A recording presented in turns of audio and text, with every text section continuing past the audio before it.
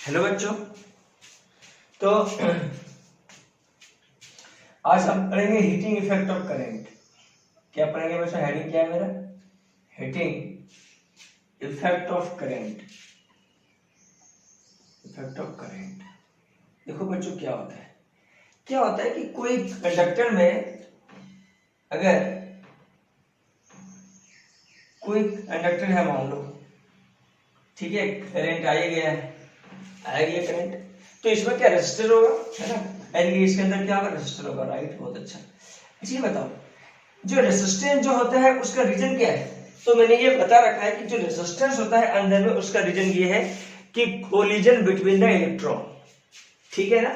मतलब resistance in the conductor is due to, ये मैंने तुम्हें पहले ही बता रखा है कि रेजिस्टेंस इन कंडक्टर, जो कंडक्टर में रेजिस्टेंस होता है, इज ड्यू टू, उसका रीजन क्या है बच्चों? तो उसका रीजन है is due to collision between the electron. मतलब इलेक्ट्रॉन के बीच जो कोलिजन होता है ना अंदर में, collision between the free electron को क्या कहो? Free electron. फ्री इलेक्ट्रॉन जो होता है किसी कंडक्टर में, जैसे एल्युमिनियम का फ्री इलेक्ट्रॉन होता है, जैसे सिल्वर का फ्री इलेक्ट्रॉन, जैसे कॉपर का फ्री इलेक्ट्रॉन, तो जो रेजिस्टेंस उसमें होता है ना, वो due to collision between the electron. तो खास बात क्या है बच्चों, जब कोई इलेक्ट्रिक करंट इसमें आता है, जब इलेक्ट्रिक करंट आता है तो क्या होता है सुनना। अगर किसी कंडक्टर में आई करंट हो, तो किसी में क्या होता है कि वो, जिसे कोलिजन जब होता है इलेक्ट्रॉन का, तो उसमें से हीट निकलता है। क्या निकलता है? हीट। जब कोलिजन हुआ, एक दूसरे से कोलिजन हुआ, होता रहा, तो कोलिजन होते क्या होता है बच्चों? हीट आता है। जैसे मान लो, देखो बच्चों, जब कोलिजन होता है इलेक्ट्रॉन के बीच, उसमें क्या होता है? जब कोलिजन होता है, अच्छा ये कोलिजन होता कब है? जब इलेक्ट्रिक करंट जब इसमें जाता है, जब मैंने क्या लगाता हूं, जब बैटरी सप्लाई में लगाता हूं, तो इलेक्ट्रिक करंट जाता है, तो collision between the electron increase करता है। ठीक है? इसका मतलब जो इसने एनर्जी दिया कंडक्टर को, वो क्या हुआ? सुनना, energy in the conductor, energy in the conductor क्या होता है? इज डिसिपेटेड होता है, मिलता है, dissipated in the form of heat, ये हीट फॉर्म कब होगा? जब किसी कंडक्टर में क्या हो? रेजिस्टेंस हो। अगर कोई बोले किसी सर्किट में क्या होगा, तो इसको ऐसा लिखा जाता है, देखो, कि इफ इलेक्ट्रिक सर्किट, अगर कोई सर्किट है, मान लो अगर कंडक्टर है तो ठीक है, if electric circuit is purely resistive, मतलब क्या हुआ? उसमें केवल रेजिस्टेंस हो, इफ प्योरली रेजिस्टिव, केवल क्या हो? Purely resistive. ठीक है? Then energy is dissipated in the form of heat, तो ये बातें याद रखेंगे। Dissipated in the form of heat के फॉर्म में क्या होता है? वो डिसिपेटेड होता है। अब मुझे ये पता है बच्चों, क्या पता है? मुझे पता है सर कि इसका जो फॉर्मूला होता है वो क्या होता है, मुझे पता है। एनर्जी क्या होता है? तो पावर इनटू टाइम। मुझे बताओ पावर क्या होता है? तो पावर आई के फॉर्म में लिखा जाए तो आई स्क्वायर आर, या तो लिखा जाए तो V square by R, voltage. सही, यही बात है ना? तो जो क्या लिखा जाएगा? आई स्क्वायर आर टी। और यही जो एनर्जी है हीट के फॉर्म में लॉस होता है, इसे क्या बोलते हैं? आई स्क्वायर आर टी। यही अगर प्योरली रेजिस्टिव क्या हुआ? केवल रेजिस्टिव हो, मतलब केवल क्या हो? रेजिस्टेंस हो। अगर किसी सर्किट हो या तो कोई एक कंडक्टर हो, इसमें कोई बड़ी बात नहीं है, जो तुम्हें याद करना याद कर लो। अच्छा ये कोलिजन होता कब है? जब इलेक्ट्रिक करंट का जब सप्लाई आता है ना अंदर में, जब ये एनर्जी इसके अंदर देता है, तो इसके अंदर जो कोलिजन होता है between the electron gets increase. ठीक है क्या? ओके सर, बहुत बढ़िया सर, बहुत मजा आ गया। तो ये है हीटिंग इफेक्ट ऑफ करंट। मतलब किसी कंडक्टर में या तो किसी सर्किट में अगर इलेक्ट्रिक करंट का बहाव हो रहा हो, तो उसमें क्या होगा? उसमें ये होगा कि हीट के फॉर्म में लॉस हो जाता है। ठीक है क्या? अब कभी कभी क्या होता है, हीटिंग इफेक्ट ऑफ करंट कभी कभी डिजायरेबल होता है और कभी कभी अनडिजायरेबल होता है।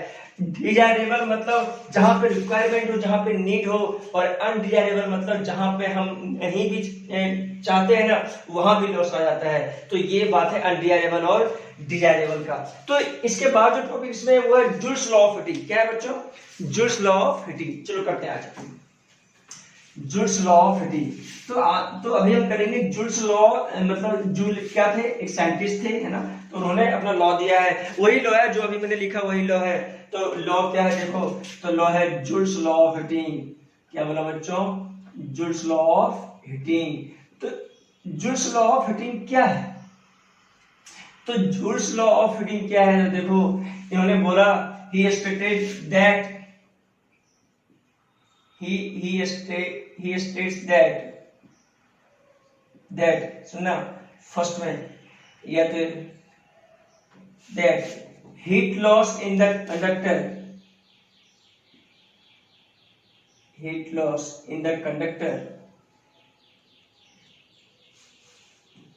is, या तो ऐसे in the conductor फर्स्ट में is directly proportional to अभी मैंने हीट लॉस का फॉर्मूला क्या लिखा था? Heat square of the current. क्या होगा? स्क्वायर ऑफ द करंट का स्क्वायर, आई स्क्वायर। अभी लिखा था हीट लॉस, क्या लिखा था मैं? H बराबर आई स्क्वायर आर लिखा था। यस सर, तो वही मैं लिख रहा हूं सेम। जूल साहब ने यही बात बोला था। इज डायरेक्टली, तो आई स्क्वायर आ गया, is directly proportional to resistance of the circuit में कितना रेजिस्टेंस उसमें डिपेंड करता है। थर्ड में is directly proportional to time taken in flowing of current. जब करंट फ्लो हो रहा हो तो वो कितना समय ले रहा है उस रेजिस्टेंस में, वो होता है। ठीक है, that is directly proportional to resistance, directly proportional to time. तो लिखा गया जूल्स लॉ ऑफ हीटिंग क्या है? तो आई स्क्वायर, मतलब चाहो तो ऐसा लिख सकते हो H directly proportional to I square first में, H directly proportional to R, अरे है कि नहीं, और H directly proportional to T लिखा गया एच बराबर आई स्क्वायर आर टी। ये स्टेटमेंट है जूल्स लॉ ऑफ हीटिंग का, जो बोर्ड में आता है, जो बोर्ड में ये क्वेश्चन आता है, 2 मार्क्स का आता है, इसमें कोई दिक्कत वाली बात नहीं है। अब हम देखेंगे बच्चों कि जो हीटिंग इफेक्ट है कहाँ पे डिजायरेबल है और कहाँ पे अनडिजायरेबल है, उसकी बातें थोड़ा हम करेंगे डिटेल में। देखो मजा आ जाएगा। डिजायरेबल कहाँ पे है जैसे, ठीक है, तो डिजायरेबल, तो हीटिंग इफेक्ट ऑफ करंट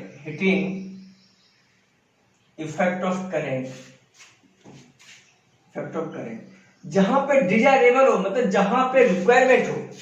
ठीक है, तो मैं एक तरफ लिखता हूं डिजायरेबल, ठीक है, और एक तरफ लिखता हूं अनडिजायरेबल, जहां पे डिजायरेबल नहीं हो, अनडिजायरेबल। ठीक है, तो डिजायरेबल और अनडिजायरेबल, राइट। तो डिजायरेबल कहां पे है और अनडिजायरेबल कहां पे है, थोड़ी सी बातें ये सीख लो, शायद तुम्हें काम आ जाए, और ये एग्जाम में लिखने को आता है कभी। आप सुनना, डिजायरेबल कहां पे है, जैसे फिलामेंट ऑफ बल्ब। अच्छा, बल्ब का जो फिलामेंट होता है ना, फिलामेंट वो क्या होता है? तो बल्ब का जो फिलामेंट होता है वो टंगस्टन का बना होता है। किसका बना होता है? टंगस्टन क्या है? एक कोई एलिमेंट है, एक कोई, जैसे कॉपर होता है ना, वैसे क्या टंगस्टन नाम है। तो filament of bulb with tungsten लिया जाता है बिकॉज, क्या रीजन है? Because its resistivity is higher. इसका रेसिस्टिविटी क्या होता है? Higher. Its resistivity is higher. इसका रेसिस्टिविटी क्या होता है? हायर होता है, और ये हीटिंग इफेक्ट को ज्यादा विथस्टैंड करता है। विथस्टैंड मतलब होता है सहना, राइट। तो because its resistivity is higher and it can withstand, और ये सह सकता है, it can withstand withstand high temperature, high temperature, high temperature।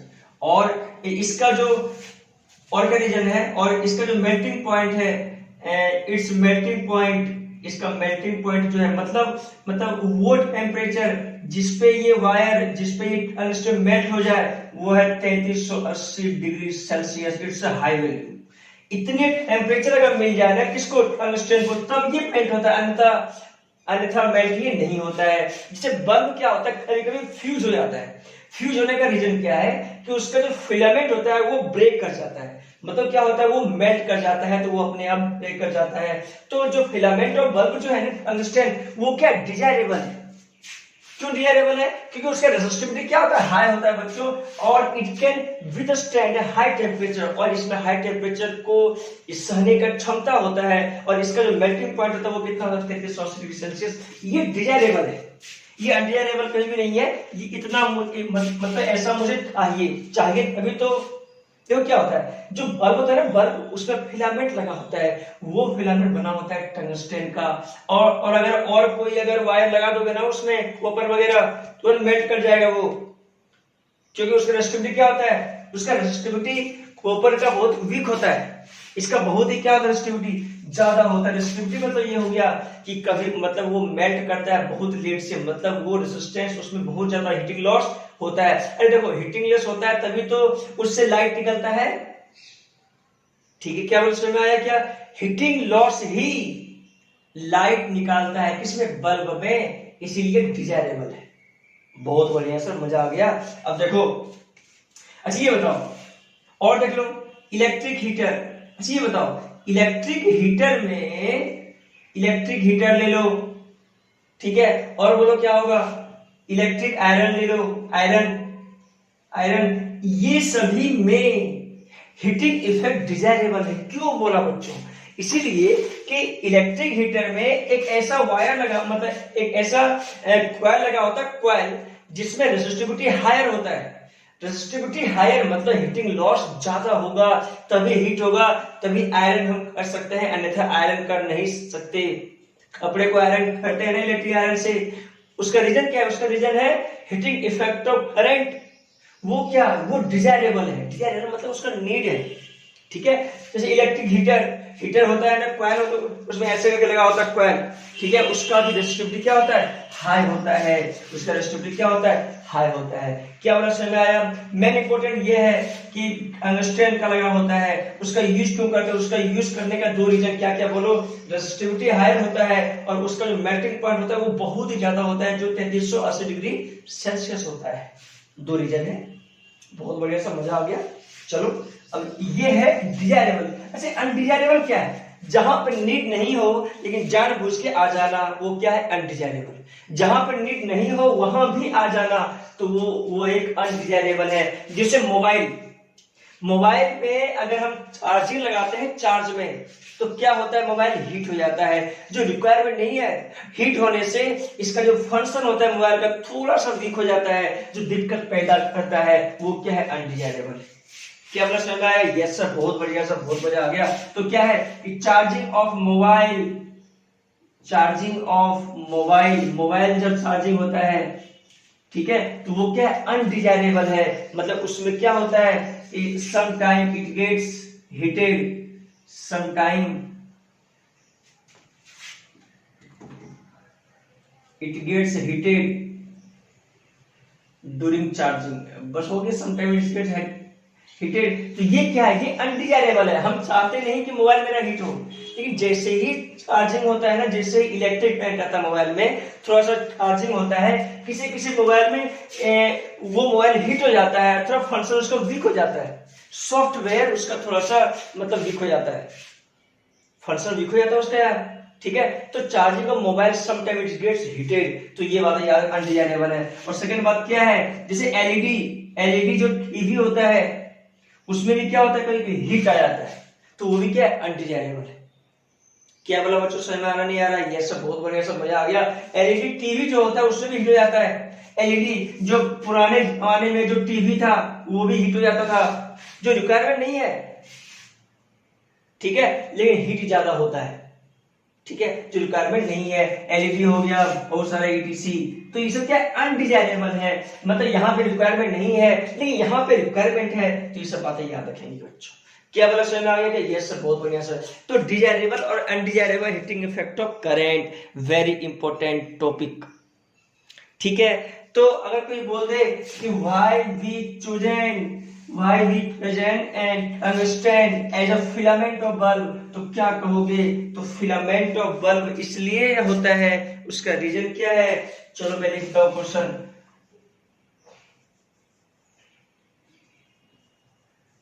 Why tungsten is used in filament of bulb? Bulb के फिलामेंट में क्यों यूज होता है टंगस्टन? अगर कोई बोल दे तो क्या आंसर रहेगा मेरा? देखो आंसर ये रहेगा क्योंकि टंगस्टन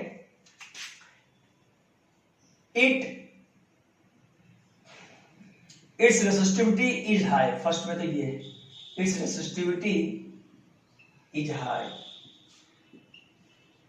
ठीक। सेकेंड में it can not oxidized easily, ये ऑक्सीडाइज्ड इजली नहीं होता है at a high temperature, high temperature पे भी ये ऑक्सीडाइज्ड जल्दी नहीं होता है, तो ये भी एक इसका रीजन है। थर्ड में इट्स मेल्टिंग पॉइंट, इसका जो मेल्टिंग पॉइंट होता है वो 3380 डिग्री सेल्सियस होता है, जो वेरी हाई, 3380 डिग्री सेल्सियस। तो ये इसका रीजन है जो कभी कभी एग्जाम में आ जाता है, 2 मार्क्स या तो 1 मार्क्स का, तो वो बातें हम लिख लेंगे, ठीक है बच्चों। बहुत बढ़िया सर, मजा आ गया। तो why tungsten is used in filament of bulb, तो क्या है? रेसिस्टिविटी इज हायर, ओके, तो ये सब उसका रीजन है, ठीक है क्या? Okay sir. चलो अब पढ़ते हैं हम, चलो पढ़ते हैं। देखो इसमें और क्या क्या अच्छा हुआ है। हाँ, इलेक्ट्रिक फ्यूज। क्या बोला बच्चों? इलेक्ट्रिक फ्यूज क्या कॉन्सेप्ट है, थोड़ा पढ़ेंगे, है ना। इलेक्ट्रिक फ्यूज क्या है, कुछ भी बातें आज मैं बताऊंगा जो कुछ एक्स्ट्रा भी हो सकता है। इलेक्ट्रिक फ्यूज, अच्छा इलेक्ट्रिक फ्यूज क्या होता है बच्चों? देखो इलेक्ट्रिक फ्यूज क्या होता है। अब इलेक्ट्रिक फ्यूज हम लोग के घर में लगा होता है, घर में इलेक्ट्रिक फ्यूज। जैसे इलेक्ट्रिक फ्यूज में कुछ ऐसा स्ट्रक्चर होगा बच्चों, देख, याद है तुम्हारे घरों में भी ऐसा होगा। तुम क्या करता होगा, ऐसा कुछ शेप रहता है, मतलब ऐसे निकाल दो, मतलब ऐसे निकाल दो, निकल जाएगा। इसमें कुछ वायर लगा होता है, इसमें क्या लगा होता है बच्चों? वायर ज्वाइंट होता है ऐसे, ठीक है। और ये मतलब हर एक घर में लगा होता है, हर एक घर में, क्योंकि बिना इसका तो कोई भी डिवाइस सेफ्टी नहीं है बिना इलेक्ट्रिक फ्यूज का।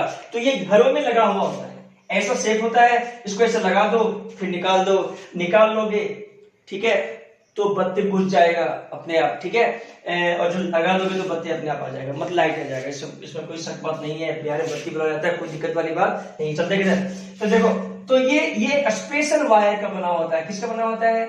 स्पेशल वायर का बना होता है।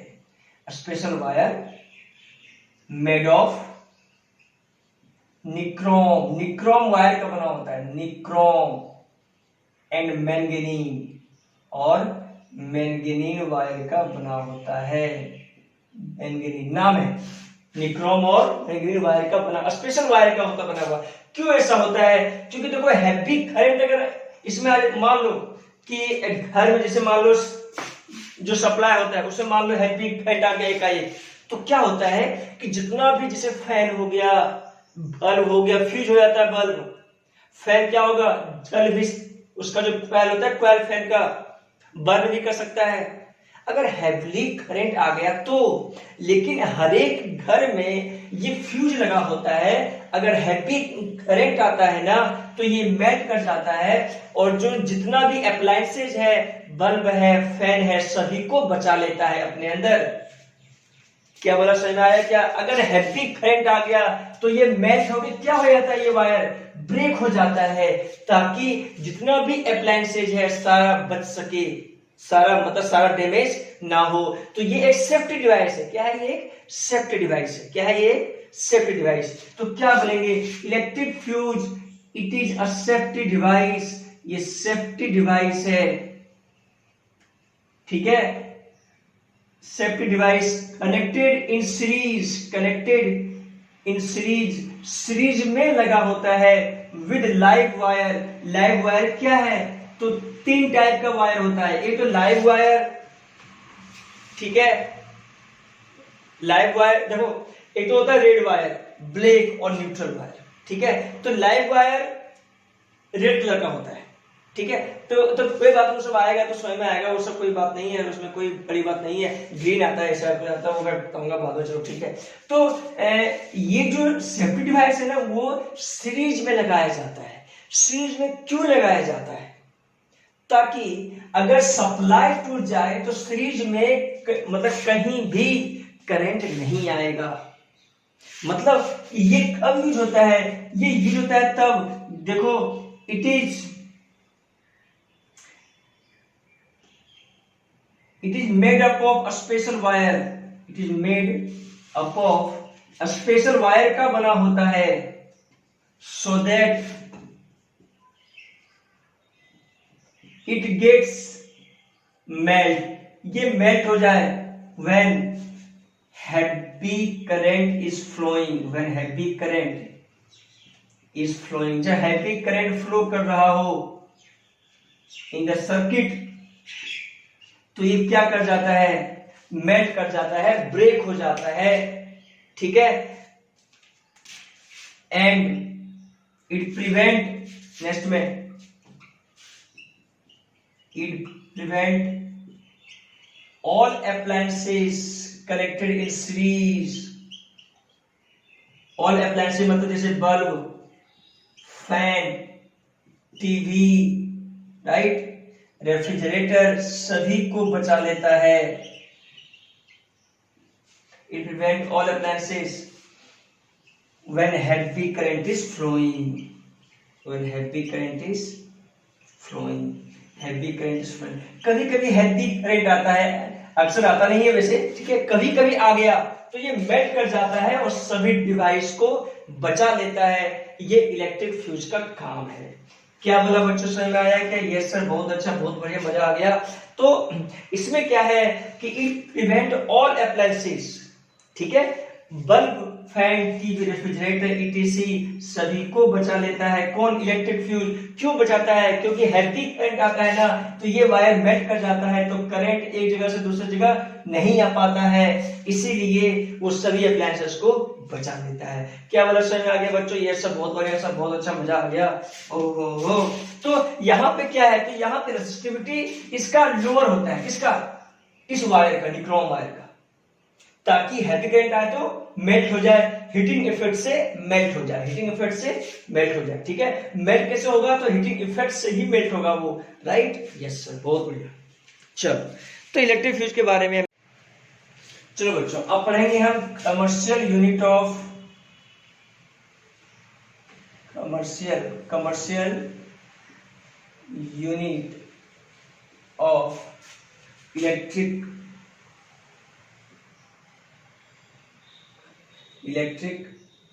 एनर्जी।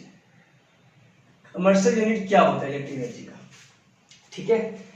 तो इलेक्ट्रिक एनर्जी का कमर्शियल यूनिट क्या होता है? चलो देखो, ये बताओ बच्चों, जो एनर्जी मीटर, ठीक है, जो एनर्जी मीटर हम लोग के घर में लगा होता है, उसका रीडिंग जो आता है वही क्या है? इलेक्ट्रिक एनर्जी है। और वो आता किसमें है? तो वो आता है यूनिट में, 1 unit, 2 unit, 4 unit, 5 unit, 100 unit, 200 unit, ऐसे रीडिंग आता है, राइट। तो commercial unit of electrical energy क्या होगा? तुम चाहो तो इलेक्ट्रिकल एनर्जी से लिख सकते हो, इलेक्ट्रिकल एनर्जी का कमर्शियल यूनिट क्या होगा। अच्छा बच्चों, ये बताओ मुझे, इलेक्ट्रिक पावर तो पता है, इलेक्ट्रिक पावर क्या होता है? तो इलेक्ट्रिक पावर मैंने तुम्हें बता रखा है, क्या होता है? तो power equal to V into I. बहुत बढ़िया, ठीक है। ये वॉट में होता है, क्या होता है इसका यूनिट? वॉट होता है, बहुत बढ़िया, वॉट यूनिट होता है, बहुत बढ़िया, बहुत अच्छा सर, ये आपने समझा रखा।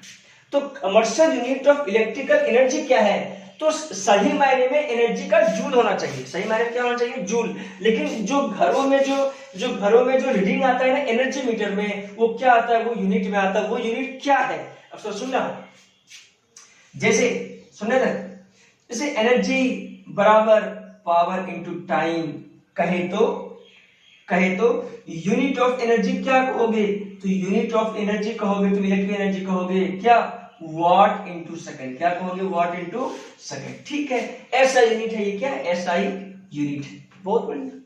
लेकिन कोई बोले कमर्शियल यूनिट क्या होता है, तो कमर्शियल यूनिट जो होता है ना बच्चों, कमर्शियल जहां पे व्यवसाय होता है, जहां पे इसका बिजनेस होता है, जहां पे इसका मतलब रीडिंग होता है, वो किसमें यूज करता है, तो कमर्शियल यूनिट जो होता है, commercial unit of electrical energy, वो क्या लिखूंगा, वो होता है किलोवाट आवर। क्या होता है बच्चों, किलोवाट आवर।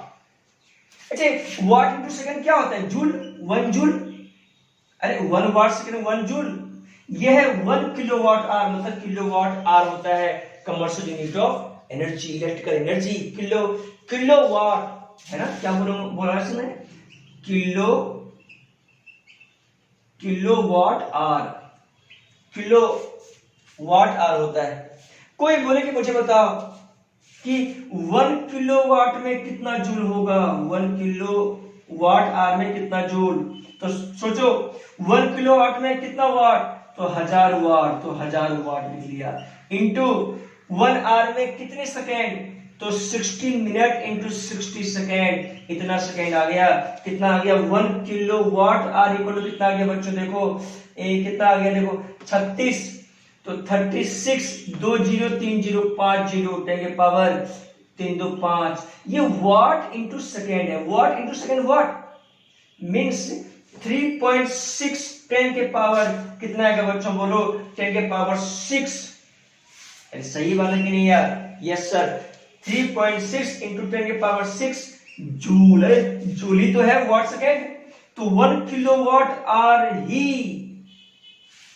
3.6 इंटू 10 के पावर 6 जूल होता है। इसी को बोला जाता है यूनिट, इसी को क्या बोला जाता है, यूनिट। मतलब कोई बोले कि 1 यूनिट इक्वल टू कितना होगा, तो 1 यूनिट इक्वल टू क्या होगा, तो 1 यूनिट इक्वल टू 3.6 इंटू 10 के पावर 6 जूल होता है। ये बातें हम याद रखेंगे, इसमें कोई दिक्कत वाली बात नहीं है।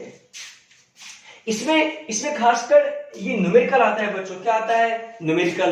वो न्यूमेरिकल क्या आता है मैं तुम्हें समझा रखा हूं, मतलब मैं तुम्हें आज समझाऊंगा कि कैसे कैसे न्यूमेरिकल आ सकता है क्वेश्चन में, ठीक है। तो 1 unit equal to 1 kilowatt hour, ये 3.6 इंटू 10 के पावर 6 जूल होता है।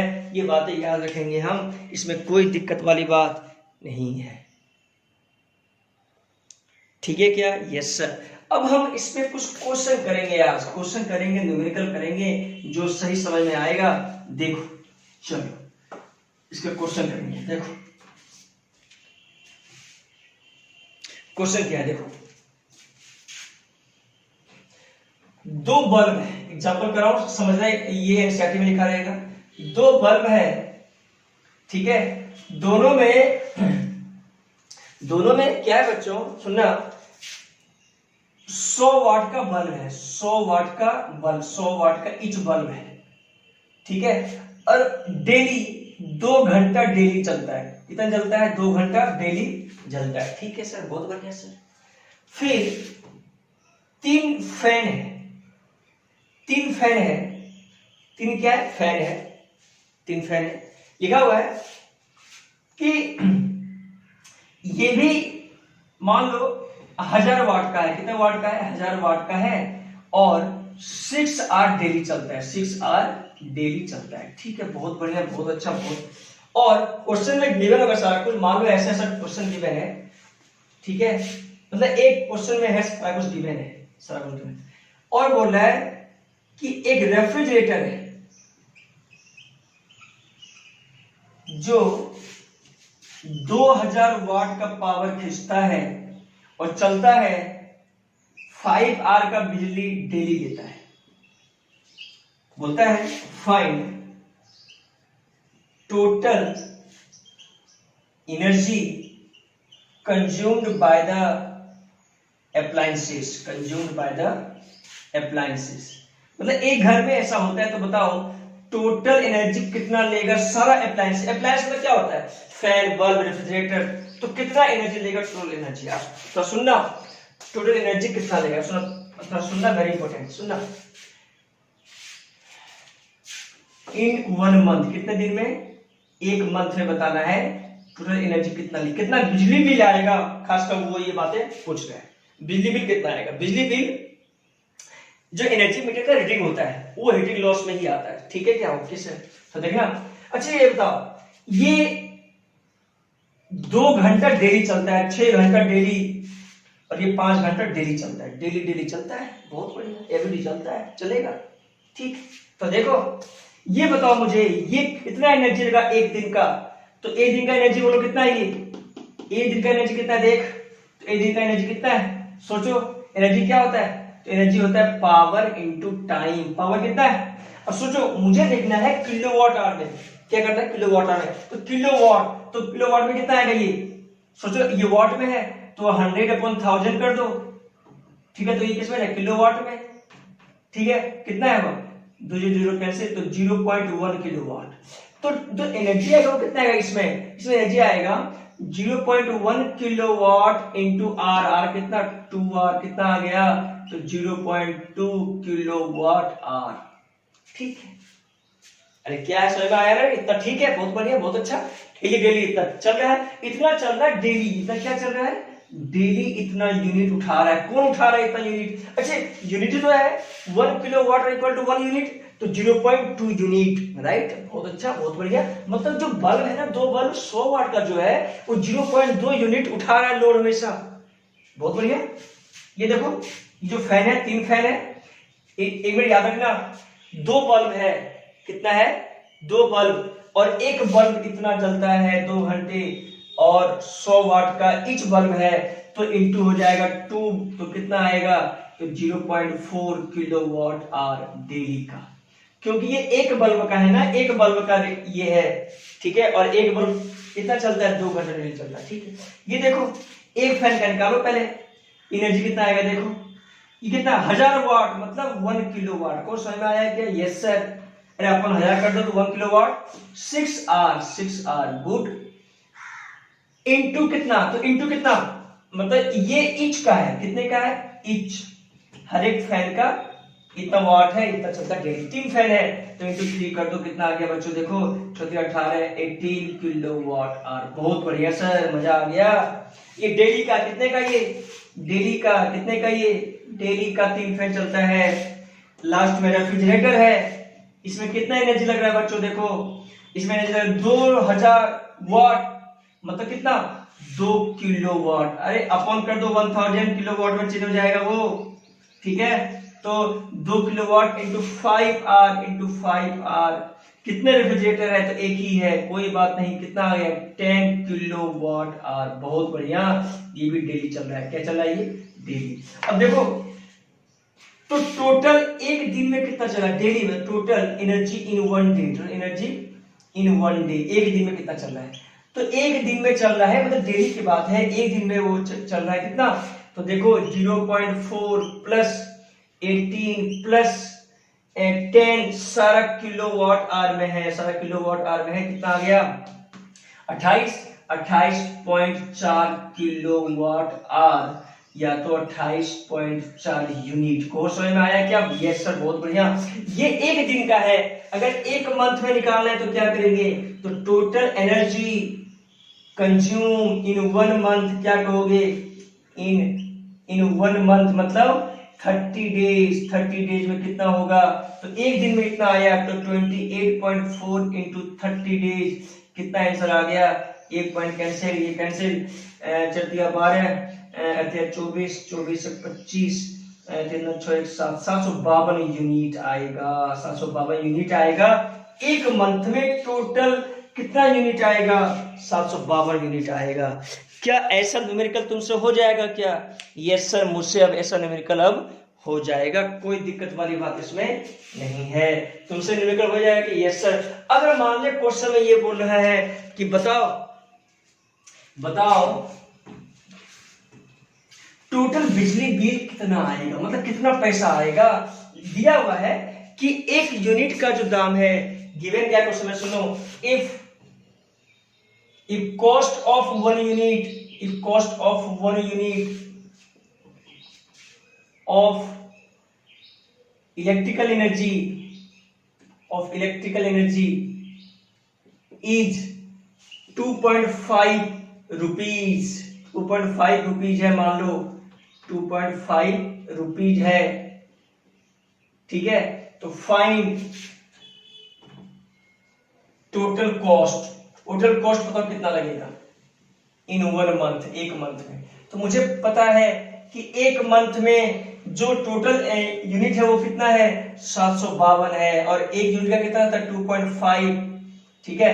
इतना रुपीज आंसर आ जाएगा। क्या बोला समझ में आया बच्चों, इतना रुपीज आंसर आ जाएगा, इंटू करके आंसर आ जाएगा, ठीक है। तो इतना रुपया आंसर आ जाएगा।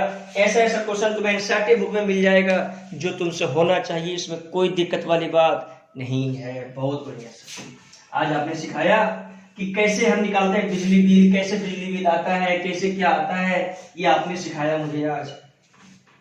बस तो आज मैं इतना ही सिखाऊंगा।